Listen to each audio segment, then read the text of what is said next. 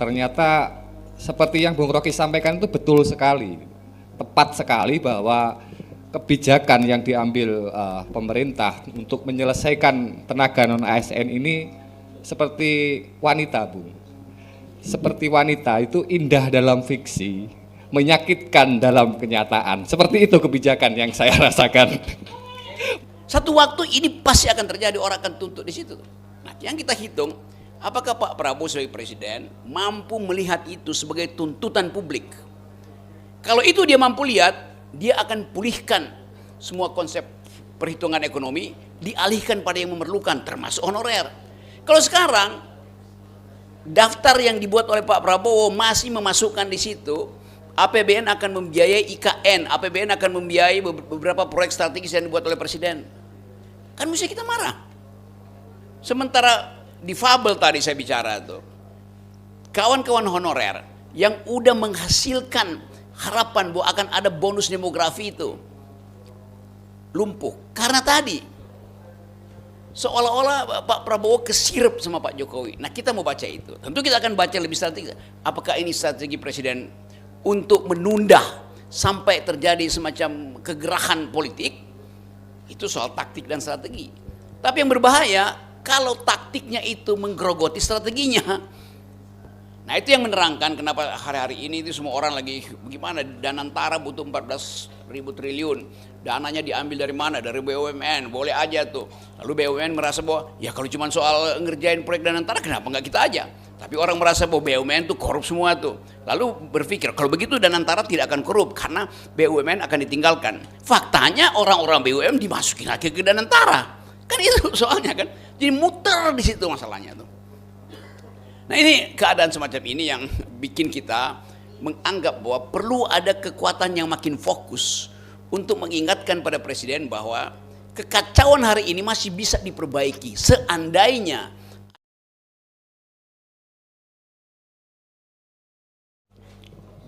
Assalamualaikum warahmatullahi wabarakatuh.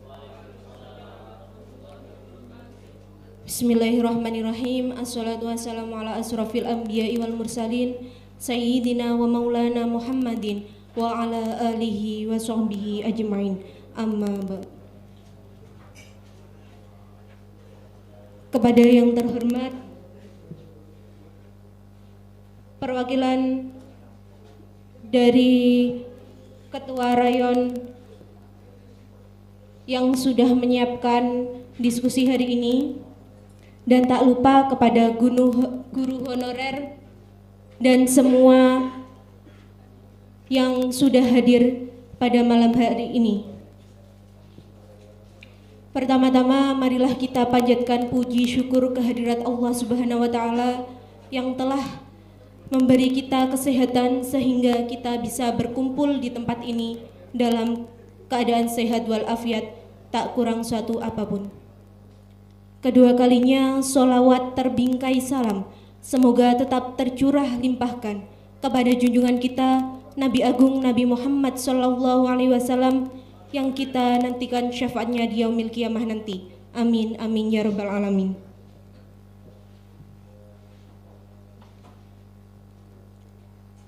Hadirin yang berbahagia, di sini saya Elda Farhana sebagai pemandu acara akan membuka susunan acara pada pagi hari ini. Acara yang pertama pembukaan. Acara yang kedua sambutan oleh perwakilan ketua rayon, dan sambutan kedua akan dilanjut oleh perwakilan dari Aliansi Honorer Tulungagung, dan acara terakhir akan dilanjut diskusi bersama Bapak Rocky Gerung.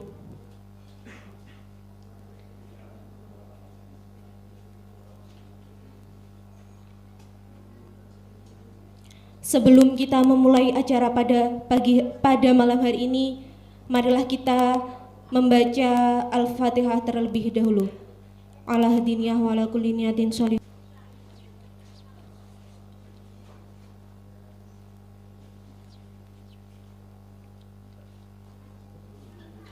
Amin amin ya rabbal alamin. Untuk acara selanjutnya akan dilanjut dengan sambutan dari perwakilan Ketua Rayon. Kepada sahabat Faiz, waktu dan tempat disilakan.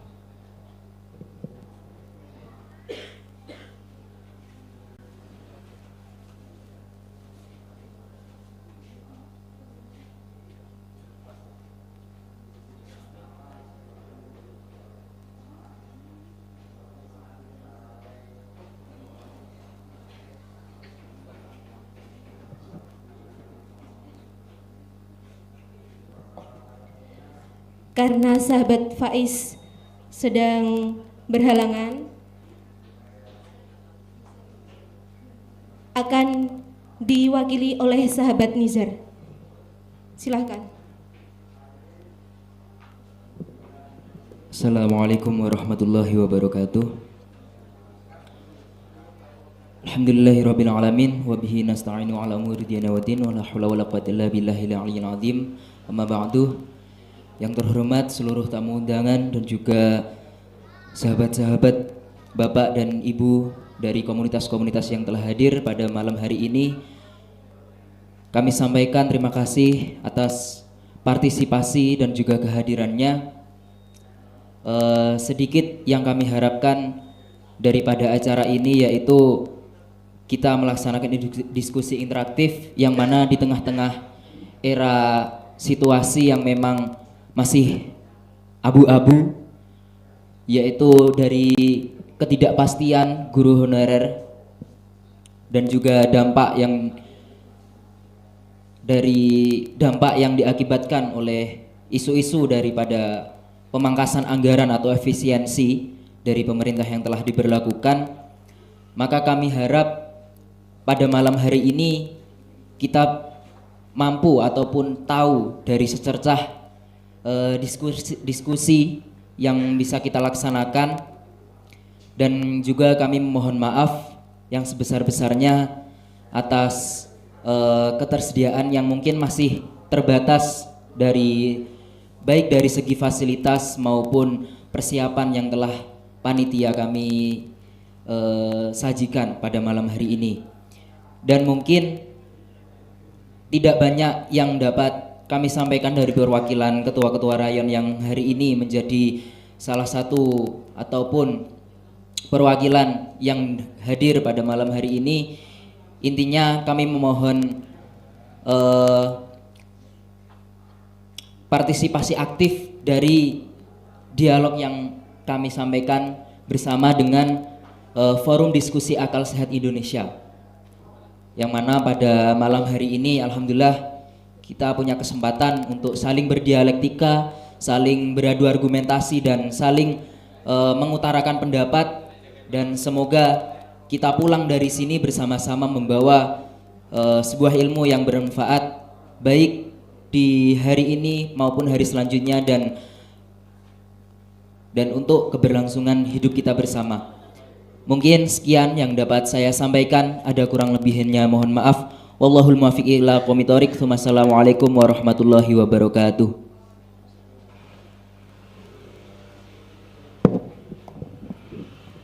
Kepada sahabat Nizar disampaikan terima kasih. Sambutan selanjutnya akan disampaikan oleh perwakilan Aliansi Honorer Tulungagung. Kepada yang bertugas disilakan.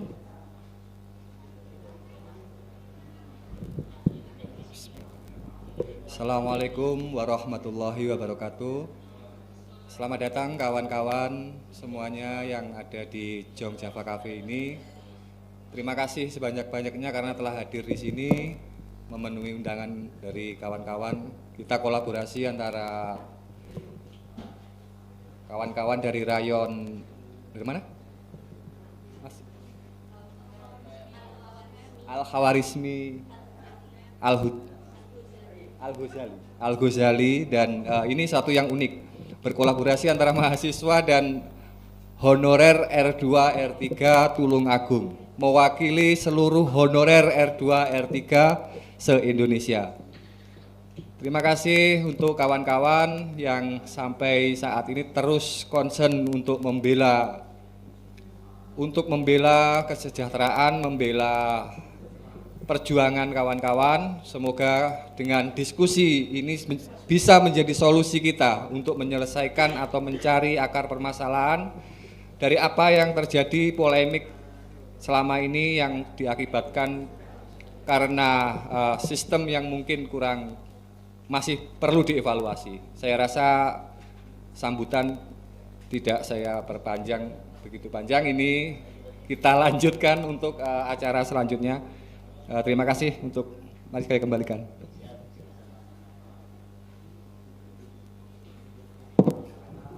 Kepada beliau disampaikan terima kasih. Untuk acara selanjutnya langsung ke intinya, diskusi bersama Bapak Rocky Gerung selaku akademis dan filsuf Indonesia, dan yang akan ditemani oleh Bapak Diki Ahmad, founder diskusi Forum Akal Sehat Indonesia. Sebelum itu beri tepuk tangan yang meriah untuk menyambut kedatangan Bapak Rocky Gerung dan Bapak Diki Ahmad.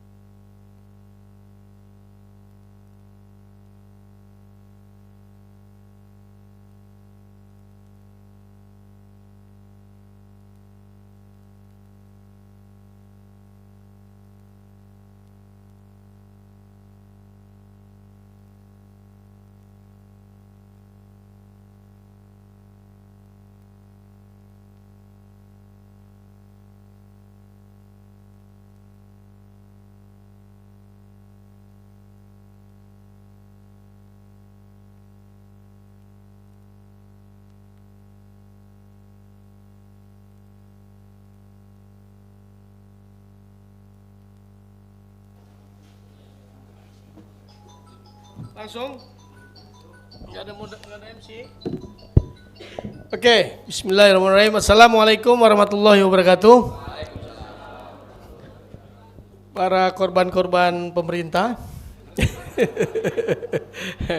yang sudah tersiksa lama bertahun-tahun menunggu SK.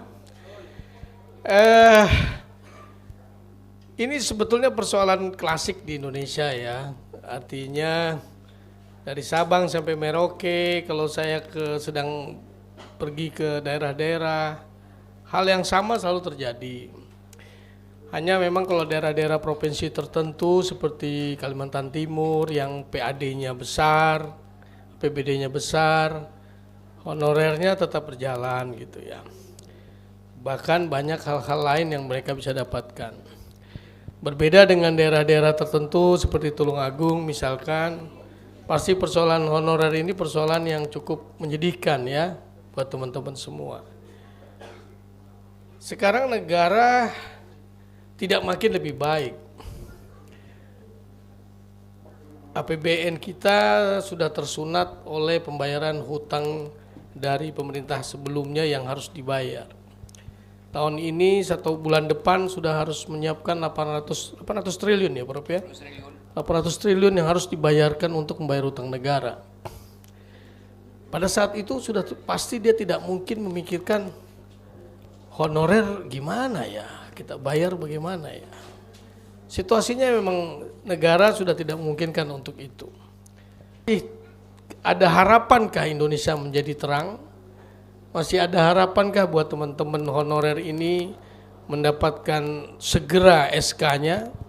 Supaya punya keyakinan bahwa masa depan sudah menjadi lebih baik buat anak istri. Itu yang akan kita tanyakan kepada Profesor Dunia Akhirat. Beliau ini baca bukunya dari Sabang sampai Merauke, dari kutub utara sampai kutub selatan, itu semua bukunya ada. Apa saja ada, tentang apa saja ada. Saya lihat sendiri di rumahnya. Ya. Dan keberanian beliau menyampaikan kejujuran cara berpikir secara logika itu yang luar biasa ya. Banyak orang pintar di Indonesia Tapi apakah dia berani menyampaikan itu? Nah, itu yang nyaris tidak ada. Para guru honorer ini adalah mengundang Rocky hari ini adalah salah satu bentuk keberanian untuk mendengarkan akal pikiran yang benar, kira-kira seperti apa yang harus kita lakukan, sikap apa yang harus kita kerjakan. Silakan Prof, panaskan hati-hati mereka Prof. Kalau udah panas mau membakar apa enggak? Ya saya baca banyak buku, semua buku ada di saya, kecuali satu buku, yaitu Shinchan. Karena itu cuma dibaca oleh Fufu Fafa itu.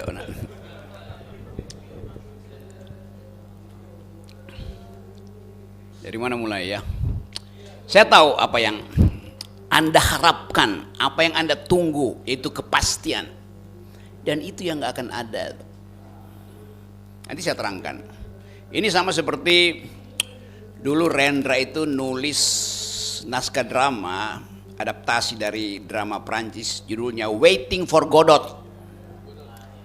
Menanti Godot. Siapa itu Godot? Godot seseorang yang ditunggu oleh dua orang untuk memberitahu pada mereka tuh arah jalan kehidupan. Dan dia nggak pernah nyampe si Godot itu. Jadi kita ada dalam suasana itu, suasana untuk mengerti bahwa kita tahu pemerintah ada dalam kesulitan luar biasa tuh, untuk membiayai proyek-proyek yang memang bagus sebetulnya untuk keadilan sosial. Misalnya makan siang gratis, misalnya food estate supaya pangan kita tidak tergantung dari beras Thailand, Cina atau Vietnam. Jadi semua itu proyek untuk menghasilkan kemakmuran dan keadilan tuh. Dan itu janji pemilu tuh. Tetapi semua janji pemilu, semua ambisi politik batasannya cuma satu, yaitu APBN. Boleh ambisi bikin IKN, ya tapi APBN-nya nggak cukup. Boleh ambisi perpanjang jalan tol, ya tapi APBN-nya nggak cukup. Nah sekarang yang tidak cukup itu akhirnya menekan guru, menekan ASN. Itu yang kita sebut sebagai potong-potong-potong, gunting-gunting efisiensi itu. Jadi kalau ditanya kenapa baru sekarang diperlukan efisiensi? Karena pemerintah sebelumnya tidak efisien. Jadi beban Prabowo, kita marah pada Prabowo memang, tapi Prabowo nggak mau memarahi orang yang membuat dia terbeban. Hidup Jokowi. Kan begitu jadinya. Jadi orang pusing, ini mau apa itu? Nah kesempatan semacam ini di dalam Republik, mungkin kita mau hitung berapa lama bolong APBN itu. Mau diambil dari mana? Ambil dari pajak. Bagaimana bisa ambil pajak kalau rakyat gak punya pendapatan? Kalau UMKM gak jalan? Kan itu dasarnya kan. Tetapi kemarin-kemarin Pak Jokowi masih memperlihatkan seolah-olah enggak, kita maju kok. Apa buktinya Pak Jokowi? Di Jawa itu kelebihan wattage, kelebihan listrik. Karena itu ibu-ibu, mak-mak, silahkan tambah listrik, kita kelebihan listrik. Jadi ada ekonomi yang tumbuh. Loh kalau kita baca statistiknya, kenapa kelebihan listrik? Karena pengguna listrik pabrik-pabrik besar pindah ke Vietnam, pindah ke Thailand. Akibatnya ya kelebihan listrik. Namanya deindustrialisasi. Jadi kita kelebihan listrik karena pemakai listrik utama sudah tidak memakai listrik, alias sudah bangkrut, Sritex bangkrut segala macam, Ford mobil-mobil pindah semua mencari tempat yang lebih murah upah buruhnya dan lebih murah biaya-biaya hukumnya kan. Nah di kita biaya birokrasi, biaya bikin izin segala macam, biaya usaha itu hancur semua. Jadi itu masalah kita tuh. Sekarang kita mau mengerti ada hal yang esensial tuh, yaitu membayar gaji pegawai negeri itu. Tapi pemerintah menganggap bahwa ya udah tunggu aja. Karena pegawai negeri dilatih untuk sabar. Itu masalahnya. Kalau janji makan siang tidak diberikan, marah mak-mak tuh. Jadi terpaksa pemerintah mesti pilih yang mana yang lebih dahulu. Sebetulnya pemerintah masih punya alasan untuk mengatakan oke, makan siang gratis yang 360 triliun pertama, dan mulai bulan Juni pemerintah harus menyediakan 1 triliun setiap bulan untuk biaya makan siang gratis. 1 triliun. Tadinya dihitung-hitung 16 miliar, naik lagi 800. Terakhir Sri Mulyani bilang 1 triliun. 1,1 triliun bahkan. Bagaimana nyari uang itu? Gampang, pajakin aja orang. Kalau orangnya punya uang untuk dipajaki. Ekonomi buruk, tidak ada orang yang mampu untuk menghasilkan pendapatan supaya bisa dipajaki, gak mungkin lagi. Pinjam ke luar negeri, ada masalah tuh, pinjam kemana? Pinjam ke Amerika. Amerika bilang, kan kita perlu dolar, maka kita mesti pinjam ke Amerika. Amerika bilang, loh kan kalian Indonesia udah masuk BRICS, pinjam aja ke Cina, pinjam aja ke India, pinjam ke Rusia. Kita butuhnya dolar. Sementara mata uang Cina, mata uang BRICS itu, ya nggak laku nilainya. Tetapi kita punya sensasi kalau masuk BRICS itu artinya masuk pada negara-negara yang berupaya untuk tidak diatur oleh kapitalis dunia, oleh Amerika dan Eropa misalnya. Nah, saya mau terangkan ini supaya ada pengetahuan di kita tuh. Walaupun kita tahu kita nggak boleh maafkan itu, karena ini kesalahan dari awal. Kita nggak bisa, oke, kalau begitu kami mengerti Pak Prabowo, maka kami dosen-dosen, guru-guru, pegawai ASN yang digaji pemerintah yang nggak diangkat-angkat menunggu sampai 2029. Lalu kata Pak Prabowo, terima kasih menunggu 2009 karena nanti yang akan memimpin 2009 adalah Fufu Fafa. Ya kita marah lagi kan, lo Fufu Fafa dan bapaknya yang membuat kita nggak dibayar hari ini, kan itu dasarnya. Yang udah 20.000 orang demo di situ tuh diabaikan. Sritex 10.000, 15.000 orang tutup pabriknya, padahal mereka itu sepenuh-penuhnya mendukung Prabowo, mendukung Gibran, mendukung Jokowi bertahun-tahun. Mau diselamatkan dengan cara apa coba? Nanti kami selamatkan. Cara menyelamatkannya apa? Kumpulin oligarki. Udah dua kali kan oligarki dikumpulin oleh Pak Prabowo. Buat apa? Kalau oligarki bilang, oh ya dia mau bayar. Bagaimana dia bayar? Kalau dia tahu bahwa yang dia bayar itu nggak ada nilai ekonomi buat kembali. Tetap oligarki kan berpikir balik nggak? Kalau kita kasih pinjaman misalnya pada negara, mereka tahu bahwa semua perangkat internasional, pemeringkat internasional memperhatikan Indonesia itu sedang sangat drop. Karena itu korupsi sangat tinggi itu. Karena itu tidak ada kepastian hukum. Maka lembaga-lembaga yang biasanya kasih sertifikat bagi penanaman modal asing terutama, turunin rate kita. Sekarang tinggal 4, artinya dunia internasional bilang rating Indonesia 4, artinya apa? Jangan masuk ke Indonesia, berbahaya, duitmu gak akan balik. Jadi kita mengalami kesulitan itu. Saya terangkan ini secara akademis, bukan hoax, bukan gosip, itu faktanya tuh. Nah, dalam fakta-fakta itu kita coba untuk ya survive, bagaimana caranya tuh. Jadi faktanya begitu. ASN dipotong, akibatnya keluarga ASN yang kelas menengah mulai gelisah. Di kota-kota besar keluarga ASN merasa bahwa kami malu untuk menerangkan pada keluarga kami bahwa kami nggak bisa lagi bawa pulang oleh-oleh kalau mudik. Malu. Yang biasanya nenteng. Jadi kehidupan ekonomi nggak jalan. Kalau kita lihat datanya, CNBC, lembaga riset yang ada banknya itu, memberitahu pada kita bahwa Indonesia dalam keadaan kekosongan daya beli. Mandiri, Bank Mandiri bikin skala baru. Baru tadi pagi saya baca tuh. Selama bulan Ramadan ini konsumsi justru drop. Padahal biasanya bertahun-tahun konsumsi bulan Ramadan orang paling banyak keluar uang. Sekarang sepi. Retail nggak berhasil, resto-resto tuh miskin orang datang tuh. Nah sekarang coba kita lihat dalam bulan Ramadan ini, anak-anak dari kelas menengah ini, yang ASN atau manajer-manajer yang gajinya 20-30 juta itu, nggak bisa kasih uang pada anaknya untuk beli sesuatu. Tandanya apa? Deflasi. Barangnya murah sekarang. Bukan mahal, justru murah barang sekarang. Tapi nggak ada yang beli. Itu namanya deflasi. Ada barang tapi nggak ada yang beli. Artinya mau dibikin murah pun kalau dompetnya tinggal 20.000 nggak akan ada yang beli itu. Jadi itu kondisi hari ini. Nah dalam keadaan semacam itu, potensi sebut aja kerusuhan sosial itu sangat mungkin terjadi itu. Nah, kita berhitung kalau terjadi ras misalnya, tiba-tiba dolarnya udah 16.500, tiba-tiba dolar turun lagi, orang senang gitu. Ya dia turun karena Bank Indonesia keluarin dolarnya buat tekan supaya harga dolar itu tetap, artinya kosong lagi Bank Indonesia tuh.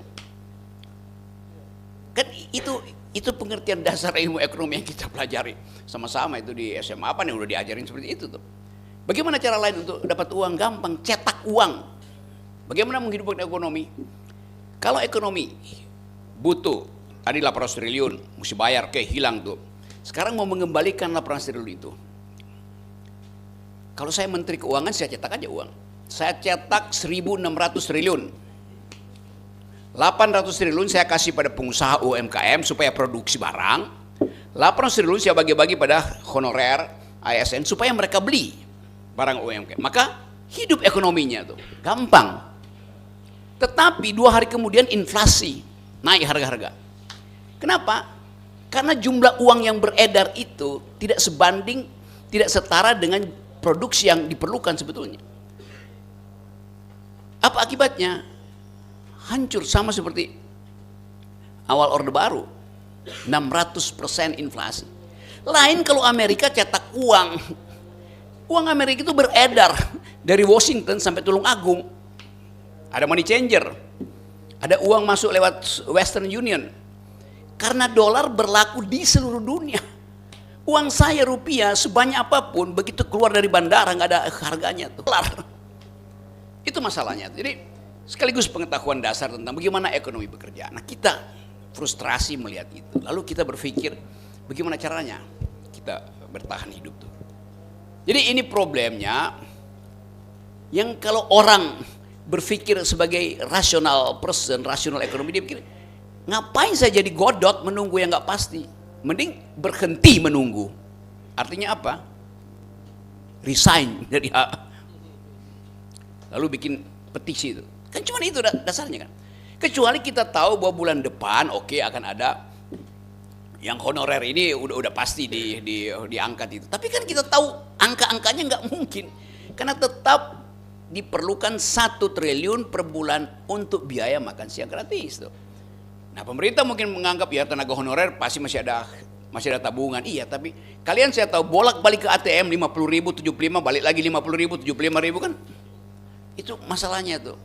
Saya juga alami itu sama aja karena saya pengangguran. Yes.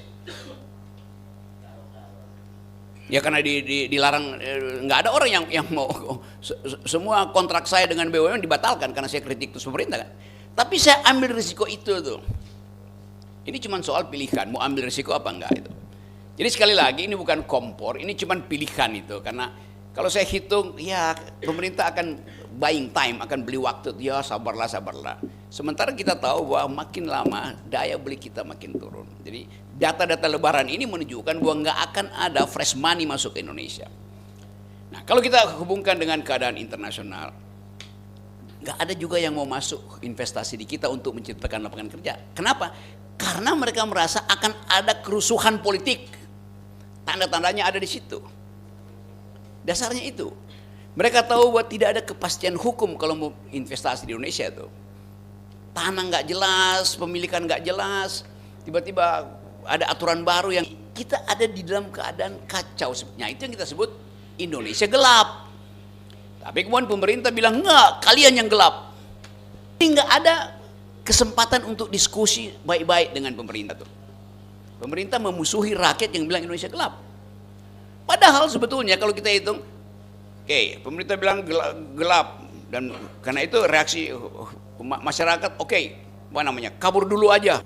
Iya, kabur aja dulu. Artinya pergi cari ke luar negeri. Lalu pemerintah anggap yang pergi ke luar negeri bulan mengirim kembali hasil gaji mereka di luar negeri, terutama ke Jawa Tengah ini, sebanyak 365 triliun sebulan. Lalu mereka dimusuhi sebagai tidak patriotik. Bayangkan kalau mereka nggak kirim uang mereka tetap simpan di bank Jepang, di bank Amerika, bank Taiwan, bank Vietnam, bank Arab Saudi. Mereka nggak kirim ulang ke sini, habis negeri ini. Jadi kira-kira itu latarnya, karena kadang kala kita bisa lihat lebih lebih jernih masalahnya kalau latarnya kita ngerti dulu tuh. Saya kira itu pengantarnya tuh ya teman-teman. Tapi saya senang kalian mengundang saya di sini dengan Pak Diki karena kalian mau dengar kemarahan yang maksimal. Makasih.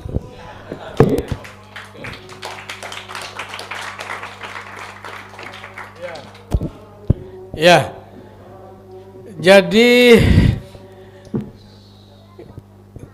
gelap, Prof ya, gelap ya. Jadi itu yang menyedihkan. Saya bilang tadi saya udah bicara sama Prof, bagaimana kita diskusi sama teman-teman ini ya, situasinya itu belum terang kelihatan gitu. Kita mau bicara 20.000 saja orang honorer turun ke Jakarta berdemo juga tidak memberikan perubahan apa-apa. Jadi saya bingung kira-kira di forum ini adakah sesuatu yang bisa kita hasilkan dan bisa memberikan penerangan. Diskusi bisa kita mulai, tapi tapi poinnya dari Prof tadi, Anda masih mau menunggu Godot apa Anda mengambil keputusan tidak perlu menunggu lagi gitu. Ya. Ya, oke. Kita mulai dari itu triggernya ya. Anda memilih masih menunggu Godot atau Anda pikir tidak perlu lagi menunggu, putuskan untuk tidak lagi menunggu. Ya. Pemerintah juga kacau loh kalau kalian semua ini berhenti menyatakan menunggu. Pemerintah juga kacau juga karena tidak ada sumber daya manusia yang cukup untuk mereka perlukan. Baik, satu session pertama ini kita mulai dari 3 penanya, silakan. Oke, monggo. Pertama Pak Ketua, kedua jenengan, ketiga perempuan, wanita. Dong, wanita jangan cuma jadi pendengar, jadi pembicara. Yang dari wanita ada? Oke, Mas. Kalau yang perempuan nggak ada, artinya dompetnya masih cukup ya. karena masih ada suaminya, Bro, masih ada pacarnya. Oke, silakan Mas. Ya. Bismillahirrahmanirrahim. Selamat datang Prof. Rocky Gerung dan Pak Diki, terima kasih atas kesempatannya. Saya mewakili honorer R2 R3 Tulungagung, mewakili honorer R2 R3 seluruh Indonesia, Bung Rocky. Terima kasih, Bung. Setelah mendengar apa yang Bung Rocky sampaikan, saya hanya ingin satu hal. Ternyata seperti yang Bung Rocky sampaikan itu betul sekali, tepat sekali bahwa kebijakan yang diambil pemerintah untuk menyelesaikan tenaga non-ASN ini seperti wanita, Bung.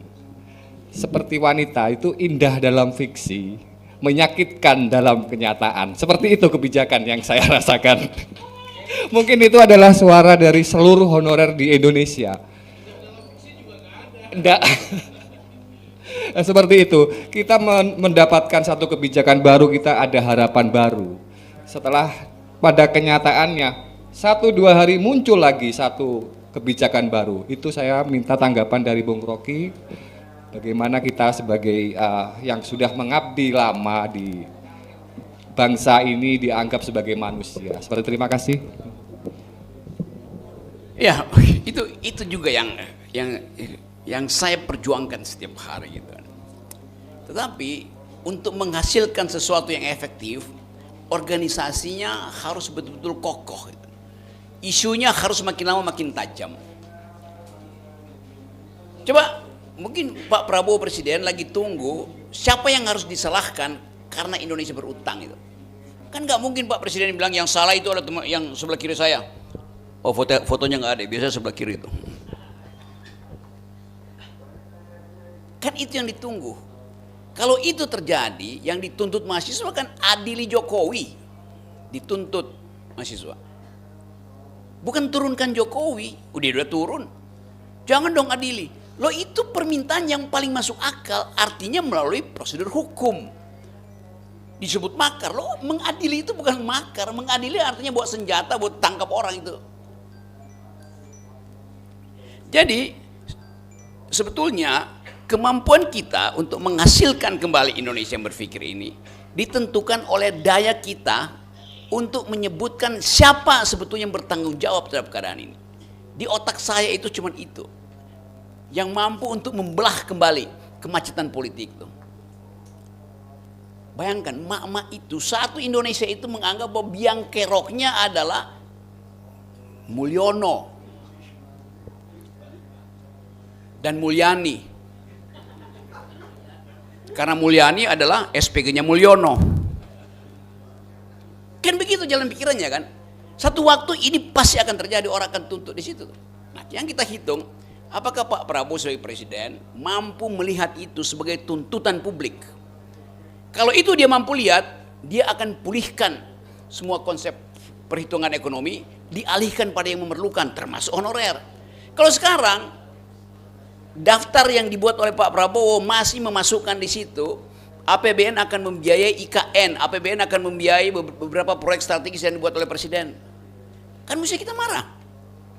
Sementara difabel tadi saya bicara tuh, kawan-kawan honorer yang udah menghasilkan harapan bahwa akan ada bonus demografi itu lumpuh. Karena tadi seolah-olah Pak Prabowo kesirep sama Pak Jokowi. Nah, kita mau baca itu. Tentu kita akan baca lebih strategi. Apakah ini strategi presiden untuk menunda sampai terjadi semacam kegerahan politik? Itu soal taktik dan strategi. Tapi yang berbahaya kalau taktiknya itu menggerogoti strateginya. Nah, itu yang menerangkan kenapa hari-hari ini itu semua orang lagi bagaimana, Danantara butuh 14.000 triliun. Dananya diambil dari mana? Dari BUMN, boleh aja tuh. Lalu BUMN merasa bahwa ya kalau cuma soal ngerjain proyek Danantara kenapa nggak kita aja? Tapi orang merasa bahwa BUMN tuh korup semua tuh. Lalu berpikir kalau begitu Danantara tidak akan korup karena BUMN akan ditinggalkan. Faktanya orang-orang BUMN dimasukin lagi ke Danantara. Kan itu soalnya kan. Jadi muter di situ masalahnya tuh. Nah, ini keadaan semacam ini yang bikin kita menganggap bahwa perlu ada kekuatan yang makin fokus untuk mengingatkan pada presiden bahwa kekacauan hari ini masih bisa diperbaiki seandainya ada kejujuran pada pihak-pihak pemerintahan yang baru bahwa kesalahan ini disebabkan oleh kebijakan sebelumnya tuh. Konsekuensinya apa ya? Panjang konsekuensinya. Pak Jokowi bisa dipanggil ke pengadilan, anaknya Pak Jokowi itu bisa nggak bergantung di situ lagi, jatuh di sebelah sini misalnya. Jadi kita mesti hitung semua itu.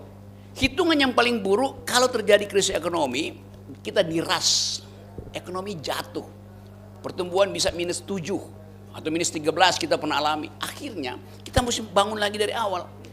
Jadi kalau ada demonstrasi lagi atau tekanan publik, terutama guru-guru honorer, terutama ASN honorer, maka pemerintah akan merasa, oh rakyat Tulungagung ingin ada keadilan dulu, baru diatur ulang APBN-nya tuh, sehingga dimungkinkan kita terima akhirnya hak kita kan.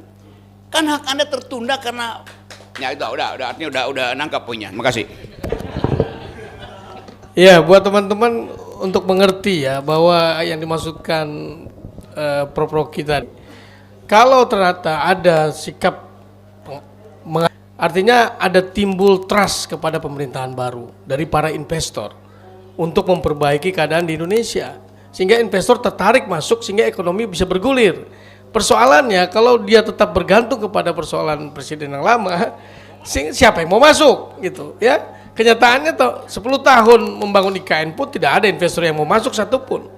Nah, itu yang dimaksud dengan Jokowi. Apa hubungan menurunkan Jokowi itu dengan pemulihan ekonomi, pembayaran gaji honorer? Itu adalah untuk memulihkan kepercayaan dunia kepada pemerintahan kita yang baru. Itu poinnya ya, Prof ya. Ya. Jadi mari kita katakan adili Jokowi. Enggak. Maaf ya para intel, saya main-main ya. Juga mesti diterangkan kalau ada intel di sini, mengadili artinya menuntut secara hukum.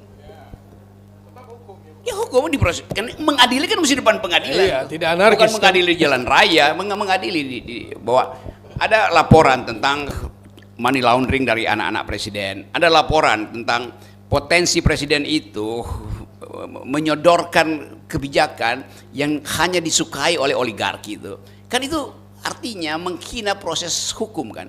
Nah, semua itu mesti ada dalam kecurigaan. Kan nggak mungkin kita merasa oke, baik-baik itu malaikat semua tuh. Nah, satu-satu mulai terbuka, kejaksaan mulai ada masalah tuh, Pertamina masalah tuh, yang lain-lain tuh, asuransi, segala macam. Jadi makin lama orang melihat, lah kalau banyak masalah, artinya presiden sebelumnya memang sangat bermasalah. Iya. Cuma Masalahnya presiden sebelumnya tidak tahu bahwa itu masalah. Oke, udah cukup sebetulnya Anda panas. Ada yang ingin bertanya? Ya silakan, Bas. Yang ketiga ada siap-siap? Ada yang mau bertanya?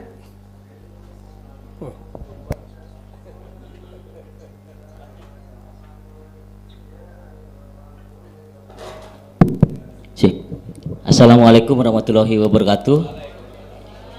Perkenalkan, saya Ketua Aliansi Honorer R2 R3 Indonesia yang kebetulan kemarin aksi di Jakarta kemarin. Saya ingin juga berterima kasih kepada Aliansi Honorer R2 R3 Tulungagung bisa menghadirkan Bung Rocky di sini sebagai penyemangat dan pembakar semangat teman-teman honorer di Tulungagung, sehingga bisa menjadi motivasi kuat untuk kita bisa berjuang untuk R2 dan R3 Indonesia. Izin bertanya, Prof. Kami sudah melakukan aksi di Jakarta, kemudian di semua daerah sudah kita laksanakan tuh aksi di daerah-daerah itu. Tentunya ini sudah menjadi isu nasional, bukan lagi ini aksi yang biasa-biasa. Ini sudah sangat luar biasa kan, seperti itu. Kemudian Indonesia selalu menggaungkan Indonesia emas. Apakah mungkin dengan mengurusi honorernya saja tidak mampu, pemerintah sekarang menggaungkan akan menuju ke Indonesia emas, kan begitu. Kemudian saya menarik itu tantangan dari Prof. Rocky itu tentunya bukan hanya tantangan untuk saya. Apakah berani nanti mundur atau tetap menunggu, kan begitu. Kalau saya akan menyampaikan begini, Prof. Kami akan adakan aksi penghabisan nanti untuk kita menuntut bersama-sama bagaimana pembenahan terhadap honorer, seperti itu. Jadi kita akan gaungkan kembali aksi di Jakarta bersama-sama untuk lebih memperkuat lagi. Kalau kemarin aksinya hanya 20.000, saya minta 1,7 juta honorer yang tergabung di Indonesia ini kita bersama-sama untuk gaungkan, untuk menuntut keadilan untuk seluruh honorer yang ada di Indonesia ini. Kemudian daripada itu, tantangan ini sudah jelas kawan-kawan. Kita mau menunggu mati karena kekeringan, karena kelaparan, atau kita mau bertarung habis-habisan nanti. Begitu. Ini adalah jelas di sini. Kemudian yang menjadi pertanyaan saya, apakah memang betul Indonesia ini tidak punya uang, Prof, untuk membiayai honorer? Itu saja dari saya. Terima kasih. Wassalamualaikum warahmatullahi wabarakatuh. Ya, langsung saja, Prof. Langsung saja. Enggak usah kasih kisi-kisi lah. Kita tunggu demonya aja. Ya itu kepastian itu tuh. Jadi kalian diberi nama honorer tuh. Dari kata dasar bahasa Indonesia honor, honorable, artinya mulia itu, yang terhormat, yang memiliki kehormatan. Negara menganggap bahwa ya honorer kan artinya nunggu aja, kan itu kurang ajarnya negara. Kepastiannya tidak bisa diberikan. Tuker tambah, jangan dulu dong, sabar. Iya, kita tahu sabar, tetapi mesti ada kepastian, keadilan itu mesti dihasilkan.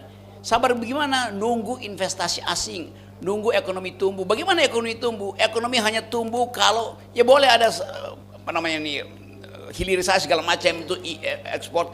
Tetapi di seluruh dunia yang namanya pertumbuhan ekonomi itu diperlukan investasi dari luar, namanya FDI, Foreign Direct Investment.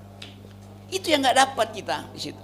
Kenapa nggak dapat? Karena tadi investor nunggu di Singapura, 2 investor lagi minum kopi di Orchard Road itu, dia lihat-lihat aja di HP itu. Oh, dolar begini. Oh, Indonesia. Oh, tiba-tiba rupiah membaik. Dia cek berapa banyak uang yang digelontorkan oleh Bank Indonesia untuk menstabilkan dolar.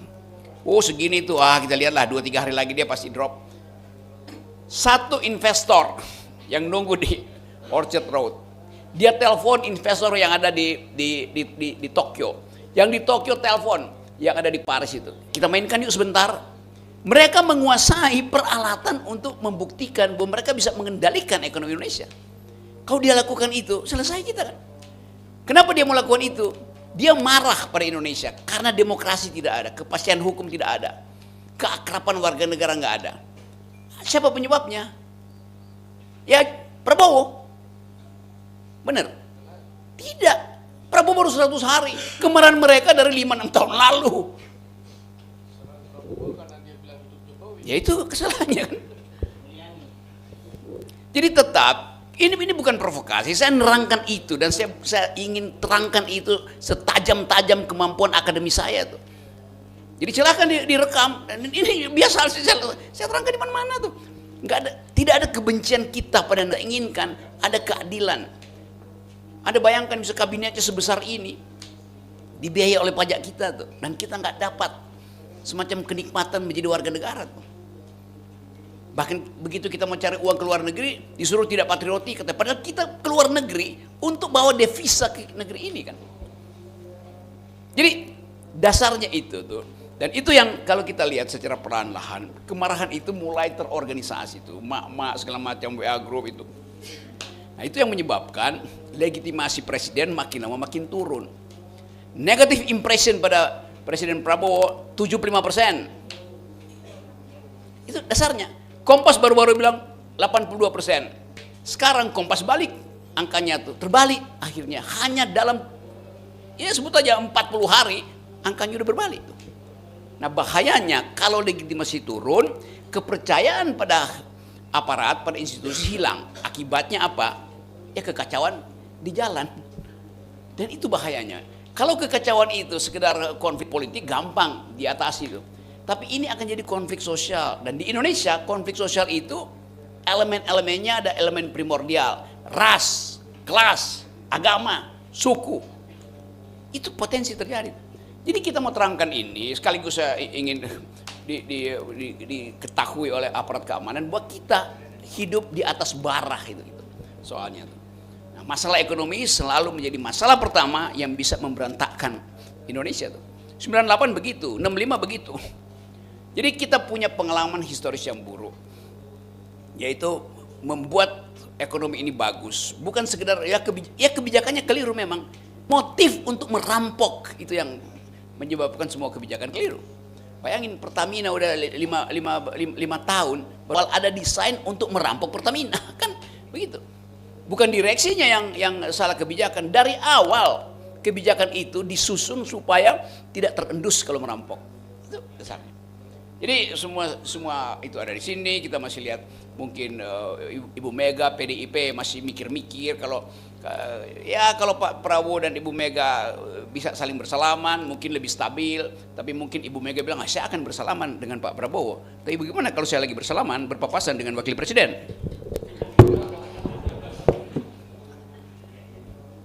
Oke, ada lagi? Ayo. Ada lagi? Oke, begini. Negara ini punya uang. Deposit kita banyak. Kita punya emas. Tapi emas itu harus hanya disebut emas ketika udah ada di toko emas. Kalau masih di bawah bumi Papua itu bukan kekayaan itu.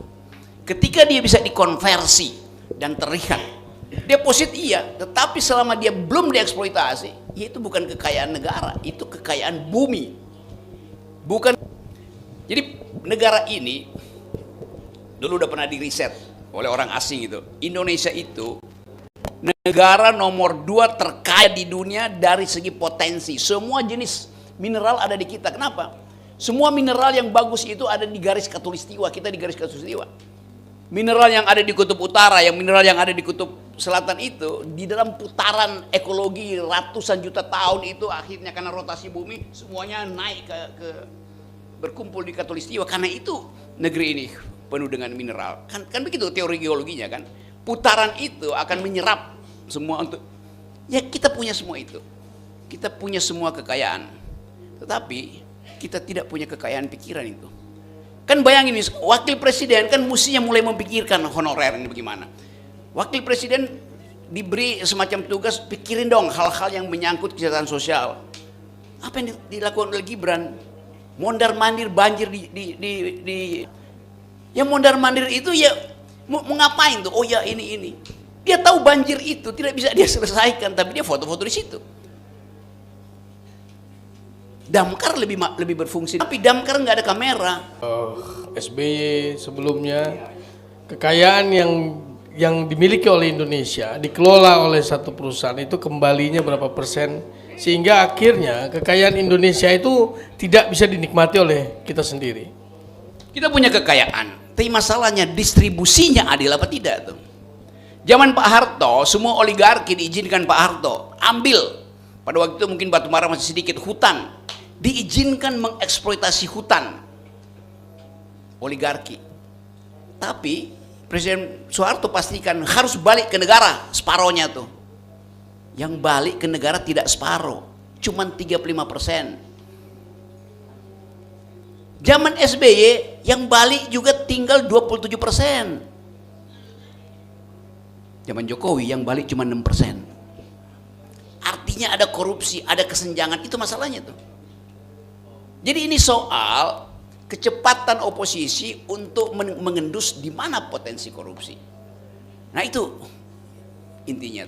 Kalau dibilang kita negara kaya, iya negara yang, bahkan ada negara yang, Anda bayangkan kalau salah kelola kita bisa jadi miskin tuh. Nggak mungkin kita miskin. Diyakinkan oleh pemerintah. Bisa, saya kasih contoh ya. 20 tahun lalu, negara paling kaya di dunia namanya Republik Nauru di Pasifik.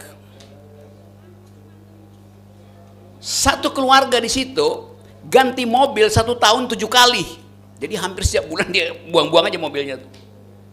Negara paling kaya di dunia adalah Republik Nauru 20 tahun lalu. Sejak 5 tahun lalu, kenapa dia kaya? Karena mineral, bauksit terutama. Digali dari situ. Satu pulau itu satu negara itu bauksit. 20 tahun lalu begitu. 5 tahun lalu, bangkai-bangkai mobil itu berserak. Apa yang terjadi di Nauru? Penduduknya kabur semua tuh. Karena udah habis depositnya. Sekarang PBB mau angkut mereka itu, mau dipindahin tuh. Karena udah nggak ada kehidupan di Nauru, negara paling kaya 20 tahun lalu, sekarang negara yang paling miskin. Karena salah kelola, karena korupsi, karena ketamakan. Jadi itu yang mungkin terjadi di kita tuh dengan eksploitasi habis-habisan kan. Jadi sekali lagi, kita negara kaya, tetapi kekayaan itu bisa ada yang namanya Dutch disease, hukuman apa namanya itu. Dalam ilmu ekonomi ada yang namanya Dutch disease, hukuman the curse of hukuman karena kita terlalu kaya maka dihukum sebetulnya tuh. Emas itu bisa tinggal Indonesia yang isinya ikan mas. Oke, Bapak Ibu ada yang honorernya udah lebih dari 10 tahun? Lebih dari 10 tahun. Wah, lebih dari 10 tahun ya. Oke, saya tanya yang tadi belum nanya ya. Yang tadi lebih dari 10 tahun siapa? Mas, boleh ke sini, Mas?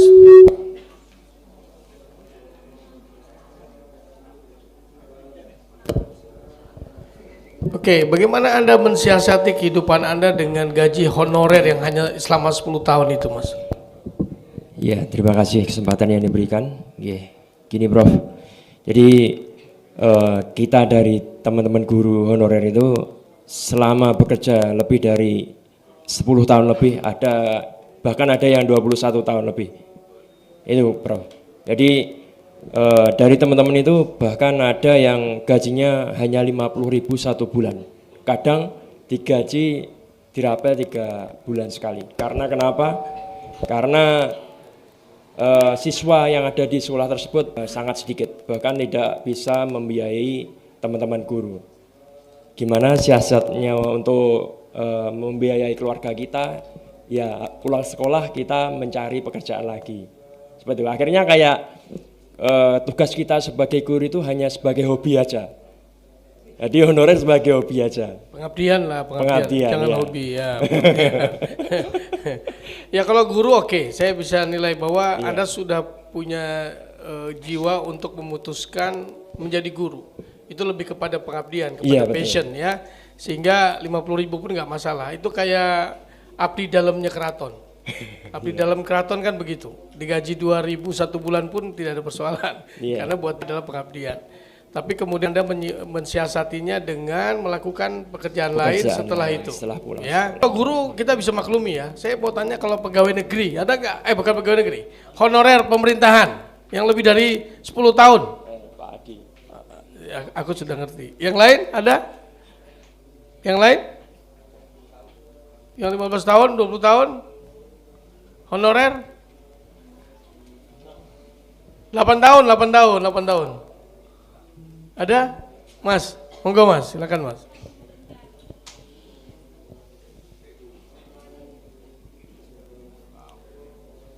Oke, pertanyaan saya, Anda berkeluarga ya? Sudah. Pendidikan Mas? Akhir? S1. S1? Iya. Pendidikan terakhir, kemudian berapa lama menjadi honorer? Sudah 86. 8 tahun di instansi mana Mas? Di Dinas Pendidikan Kabupaten Jombang. Oh, Dinas Pendidikan Kabupaten Jombang. Oke. Saya nggak tahu berapa nilai honorer jenengan, tapi pasti sangat kecil. Bagaimana Anda menyikapi kehidupan bersama keluarga? Kalau secara lingkup global, kita cuma pasrah. Kita pasrah karena apa? Untuk gaji kita yang laki ya, kita sebagai pemangku tanggung jawab ya, apapun kita kerjakan, yang penting itu benar dan itu halal buat keluarga kita, itu saja. Lantas kalau jenengan berhenti menghilangkan yang 750.000 itu, Anda berarti punya potensi untuk bisa mendapatkan lebih dong? Bisa. Wes resign aja. Iya toh.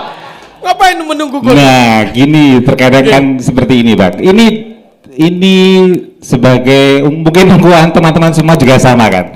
Kita semua disekolahkan dengan orang tua ya kan. Orang tua kan pingin anaknya bekerja. Ini seperti itu. Apalagi lingkup di desa, ibarat di desa ya, ibarat di desa. Di desa ini kan rata-rata banyak teman-teman semuanya yang rela, bahkan dia rela menyuap atau rela membayar untuk ibaratnya kita bekerja meski gajinya pun tidak seberapa.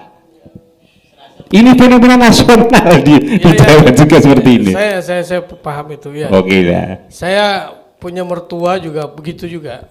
Dulu minta saya harus jadi pegawai yang datang pagi pulang sore. Ya betul. Ya. Betul. Wah itu sampai sama mertua lumayan kenceng anunya Karena saya nggak punya pemikiran yang terpaku pada pekerjaan yang seperti itu. Nah gitu betul. Ya. Jadi ya saya maklumi memang terutama di Jawa ya. Nah di Jawa memang erat seperti orangnya itu. Kan sederhana saja hidupnya, nggak usah ngoyo, ya kan. Yang penting ada pekerjaan tetap, betul. pagi berangkat, sore pulang. Gitu. Iya betul. Ya, ibarat seperti itu ya. Ya kalau Anda menerima itu sebetulnya kan tidak perlu berdemo, ngapain? Loh kita berdemo karena ini bukan suara saya sendiri, ini sungguh suara nasional. Artinya jenengan juga menganggap bahwa ini tidak layak. Ya tidak betul. adil, Kalau secara kemanusiaan sangat tidak layak lah. Gitu loh. Kalau memang saya berbicara sendiri mungkin itu suara saya, tapi kan saya tidak mau dibilang pengkhianat untuk honorer semuanya gitu. Ya baik. Baik, sekarang suara ibu-ibu saya mau dengar yang honorer. Ada? Kalau ibu-ibu anteng karena suamiku sugih Mas. Ada yang mau menyampaikan keluh kesah ibu-ibu honorer? Apa wedi kah? Gak usah wedi, nggak apa-apa Mbak. Bicara? Mbak, kayaknya mau ngomong cuma malu-malu. Monggo. Silakan Bu.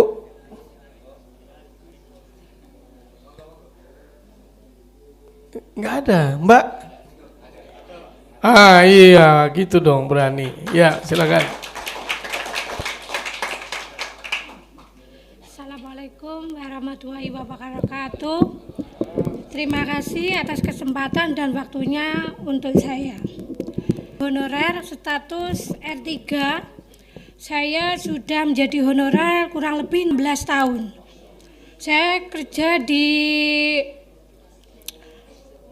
SD saya, tempatnya sangat terpencil di atas gunung. Di sana juga rawan lampu mati hampir setiap hari. Kedua, airnya juga sulit. Dan jarak dari rumah dan tempat saya mengajar itu kurang lebih 47 km. Iya, setiap hari. pakai motor, naik turun gunung. Gaji pendapatan honorernya? Honorer 1 bulan 200.000. Iya, seperti itu. Terus dapat transport dari pemerintah dari 250 sampai 350. Tapi saat ini belum bisa cair. Ya saya tidak tahu mungkin kendalanya apa, tapi yang jelas saya meminta semoga pemerintah Kabupaten Tulungagung benar-benar bisa membantu kami para honorer yang berstatus R3 untuk segera mendapatkan hak kami, yaitu menjadi P3K penuh waktu. Dan saya juga meminta kepada profesor untuk diberi arah dan petunjuk langkah apa, strategi apa yang harus kami lakukan untuk bisa kami itu memperjuangkan nasib-nasib kami para honorer seluruh Indonesia dan terutama pada Kabupaten Tulungagung. Karena kebijakan di Kabupaten Tulungagung, pemerintah Kabupaten Tulungagung ini sepertinya masih terus menghindar ataupun tidak menyelesaikan masalah kami, padahal kami sudah melakukan berbagai segala cara termasuk audiensi, yes, pokoknya banyak sekali, tapi ya jawabannya cuma itu saja, dan itu membuat kami merasa nasib kami itu mau kemanakan lagi, karena usia kami juga sudah kepala 4, masa kerja kami juga sudah terlalu banyak, terlalu jauh, dan hak kami itu kami tidak mendapatkan hak kami. Baik. Tolong dibantu. Tapi alhamdulillah jenengan diparingi kesehatan luar biasa. Alhamdulillah, terima berkahnya kasih. itu ya. Ya, amin, Okay. alhamdulillah. Ngomong-ngomong, suami jenengan kerja di mana ya? Suami saya kerjanya keliling, Pak, jualan telur. Jualan telur ya. Iya, jualan telur. Jadi cukuplah untuk membiayai kehidupan keluarga ya, ditambah Ya, dengan... kalau dibilang cukup sih enggak cukup, Pak. Tapi mau gimana juga kan? Kami punya anak 2, kami juga kan punya tanggung jawab. Yang bikin semangat itu karena ingin mengajar kepada murid-murid yang ada di pelosok tadi ya. Iya, intinya begini, Pak. Kalau saya sendiri itu panggilan hati. Intinya kalau kami mau turun, misalkan saya mau pindah, insya Allah itu ada. Tapi kami merasa di sana itu memang parah, istilahnya ngomong itu memang keadaannya di sana itu. Berapa murid Bu yang Ibu di sana? Di sana itu satu sekolah itu 13-14. Soalnya memang di sana itu satu dusun. Jadi sekali kita ke sana itu kebanyakan orang pada kapok, soalnya medannya sulit. Kebanyakan seperti itu, apalagi pas turun hujan. Dan jenengan bertahan di situ 18 tahun? 16 tahun? Saya itu di Pucang Laban itu 13, karena tidak dapat jam, akhirnya saya pindah ke Pucang Laban yang lebih jauh lagi, dekatnya pantai Dung Tumpang. Pantai Pacar, iya. Seperti itu. Bu, Ibu kasih nomor rekening sama panitia, saya kasih 2,5 juta untuk berkah Ramadan hari ini ya. Terima kasih, Bapak. Ya. Terima kasih. Iya, mohon maaf ya, cuma 2,5, tapi mudah-mudahan berguna buat jenengan, nggih. Amin. Terima Luar kasih, biasa. Bapak. Semoga Bapak diparingi sehat terus, Amin. keluarganya sehat, banyak rezeki. Nggih. Atur nuhun nggih, Bu. Iya, Ya, minta ke panitia ya nanti. Iya. Ya. Wah, ini langsung rame yang nanya ini. Assalamualaikum Ini mulai. warahmatullahi wabarakatuh. Waalaikumsalam warahmatullahi. Iki wis mulai iki banyak. Oh, iki ketoke. Oke. Siapa lagi? Ayo lagi yang mau tanya, yang mau menyampaikan keluh kesahnya, penderitaan hidupnya, biar didengar di media. Jadi supaya didengar di media. Ada lagi Mbak? Yang masih muda-muda nih kok masih semangat mau jadi guru honorer, sudah tahu temennya 18 tahun, 20 tahun hidupnya melarat dan susah, kok masih mau sekarang jadi honorer? Ngarep kayak apa karena Bapak ada ordal nih, ini mereka nih yang muda-muda nih ada ordal kayaknya nih ya, ada ordal ini, dia tahu nih biarpun temennya 15 tahun dia yakin 3 tahun 4 tahun jadi pegawai nih. Siapa yang punya ordal? Ada nggak di sini honorer yang punya orang dalam persiapan untuk jadi PP3K? Nggak ada yang ngaku mesti. Lah makanya itu terjadi kan? Ya itu fakta kan, tidak adilan. Ada? Prof, ada yang mau ditambahkan dengan keluh kesah ibu tadi? Ya kita akhirnya tahu apa bedanya antara keinginan untuk menghidupkan harapan pada anak-anak ini dan pengorbanan material kita. Itu adanya cuma di Indonesia tuh, atau di Jawa, atau di Tulungagung tuh. Yang nggak mungkin terjadi di Eropa. Karena orang akan bilang hak saya ini. Jadi selisih antara yang materi dan yang rohani itu jauh sekali. Itu yang bisa kita bertahan sebagai makhluk yang percaya pada keajaiban. Tetapi sekali lagi, Pak Diki menyumbang, tapi itu hanya tanda awal bahwa rakyat bisa bantu rakyat. Kalau itu kita lakukan semua, oke, nggak ada masalah. Tetapi dengan konsekuensi, nggak usah ada pemilu. Kan rakyat bisa mengatur hidupnya sendiri. 70 triliun, 170 triliun dipakai untuk pemilu, hasilnya begini. Jadi sekali lagi, saya percaya itu, dan saya tahu semua yang akan kita simpulkan. Yang paling penting adalah menerangkan pada diri sendiri dan pada publik. Kalian tidak dibayar karena apa itu? Sebutin pada pemerintah. Karena pemerintah akan bilang, kami nggak bisa bayar, kami nggak punya uang. Kita lanjutkan pikirannya, kenapa nggak punya uang? Bukankah negara ini negara kaya? Kita lagi membangun IKN, karena itu nggak punya uang. Kita lagi memperpanjang jalan kereta, karena itu nggak punya uang. Kan itu yang mesti ada di kepala kita. Jadi kenapa kita nggak bisa dibayar? Karena uang dihambur-hamburkan. Nunggu apa? Nunggu negara punya uang baru bayar. Pakai apa? Pakai pajak. Ya lama pakai pajak. Karena orang yang nggak punya kerjaan bagaimana bayar pajak gitu. Satu-satunya cara berharap ada investasi dari luar, cuman itu jalan keluarnya. Nah, sekarang baru kita tanya pada pemerintah, apa syarat supaya investasi itu masuk?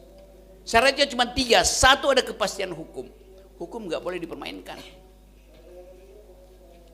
Yang kedua, ada penghormatan pada hak atas tanah. Yang ketiga, korupsi.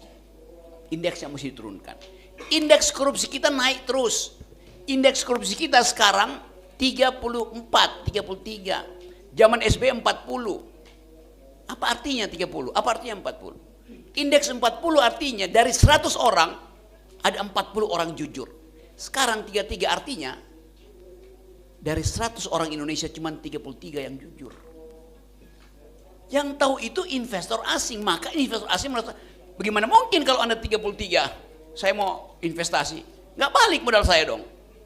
Kan kita mesti naikin dulu kepercayaan internasional ke arah 50 tuh, ke arah 60. Nggak usah ikutin negara Eropa, Finlandia yang 90. Artinya dari 100 orang 90 jujur, ya udah nggak ada masalah kalau gitu. Di kita begitu. Nah baru kita bertanya, mengapa indeks korupsi kita tinggi? Di zaman siapa? Ya di zaman Jokowi. Jadi kalau itu diperdengarkan, maka Presiden Prabowo akan tahu bahwa Anda berhenti jadi honorer, Anda dapat pekerjaan karena ada investasi yang masuk. Persyaratan cuma satu, bongkar dulu korupsi di masa lalu, baru investor merasa oke, udah bersih, maka kami akan masuk. Kalian berhenti sekarang jadi honorer, kalian dapat pekerjaan kan? Itu dasarnya tuh. Jadi kalau mau berdebat dengan DPR begitu, berdebat dengan pemerintah begitu tuh. Jadi terangkan, kami tahu bahwa kami bisa tidak honorer dan kami bisa dapat pekerjaan yang lain kalau ada kepercayaan internasional. Apa yang dijanjikan oleh Presiden Jokowi dulu? Akan ada investor masuk ke IKN, ada 1.200 investor masuk ke IKN, maka kalian akan dapat pekerjaan. Berapa yang masuk di IKN? 0. Artinya dia berbohong.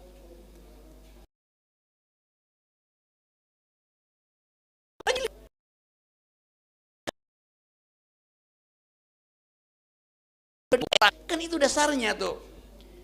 Jadi di antara kemarahan kita terangkan juga sebab akibatnya tuh. Kalau sekedar marah, oke, saya udah marah dari 10 tahun lalu tuh.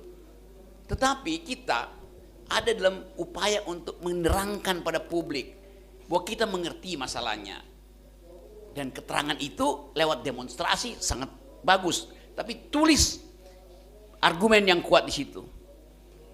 Itu masalahnya. Nanti akan ada wartawan terjemahan ke bahasa Inggris dipublikasi. Lalu orang lihat bahwa ada harapan bagi Indonesia karena guru-guru honorer tahu bahwa mereka adalah pemilik republik ini dan telah membayar secara premi upaya untuk mencerdaskan kehidupan bangsa dengan jalan tiap hari 47 km hanya dengan gaji 700.000, 250.000. Kan itu dasarnya tuh. Jadi bikin khusus ibu diwawancara, ibu terangkan apa yang tadi nanti tolong teman-teman tole itu, Fordasi itu bikin short pendek-pendek itu. Tadi ibu bagus betul terangin itu. Kita publikasikan, kita upload di situ. Jadi itu caranya tuh. Jadi sekali lagi ini kesempatan yang baik. Kita bertukar pikiran, bukan kalau marah semua udah marah. Nah kalau kita hitung sejak sekarang, mungkin dalam dua minggu ke depan akan ada persoalan lebih besar lagi tuh. Karena ada frustrasi dari pemerintah, mulai merasa bahwa memang gak ada harapan.